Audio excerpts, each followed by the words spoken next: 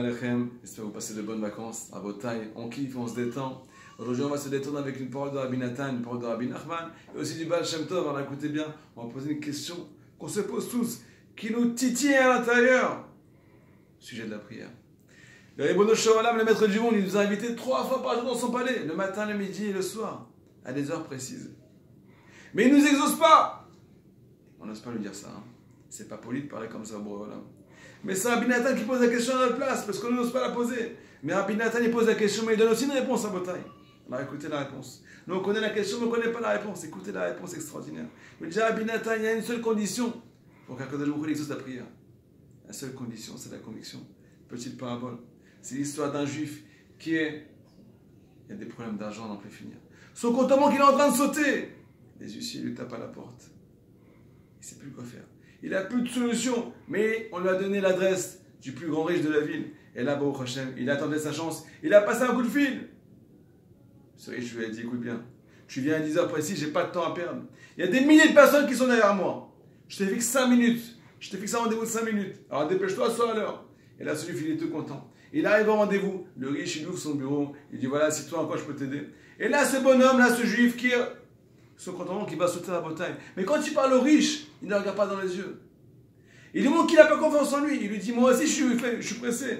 Toi tu es pressé parce que tu as des milliers de demandes. Moi aussi je suis pressé, j'ai encore d'autres adresses. J'ai encore d'autres portes à aller voir. Encore d'autres riches à aller voir. Alors viens, on fait fissa. Qu'est-ce qui se passe? Ce riche-là, il lui a dit, sors de mon bureau, je ne veux plus te voir. Pourquoi? Je t'ai fixé un rendez-vous. Je t'ai fixé une heure précise. Je t'ai donné l'attention, c'est moi qui t'ai invité. Et tu m'avais prise par ta parole. Tu n'as pas confiance en moi.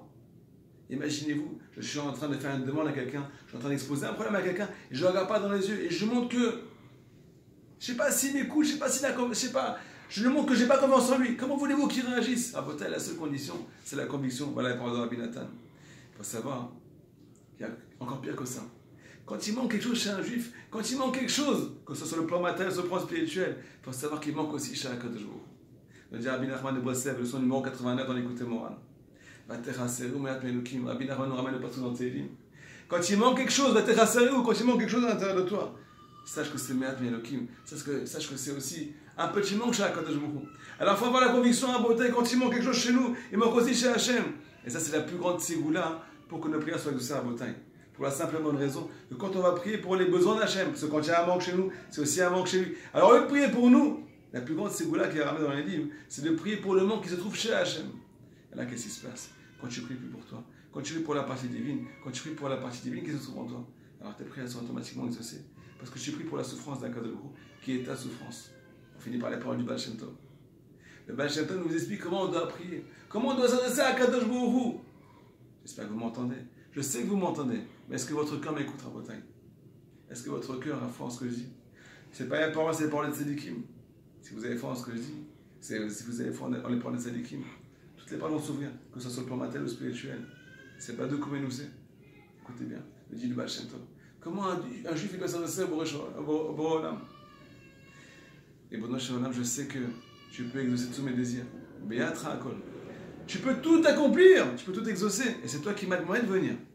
Alors s'il te plaît, Hachem, exauce tous mes désirs. Exauce tes plus grands désirs. Si on a la conviction, si on a la foi, que la Kadosh Baruch Hu, il attend qu'une seule chose, c'est de nous exaucer. Alors on sera tout de suite répondu. Bat Hachem, je te mène des vacances et une très bonne connexion. Bat Hachem, Chazak Baruch.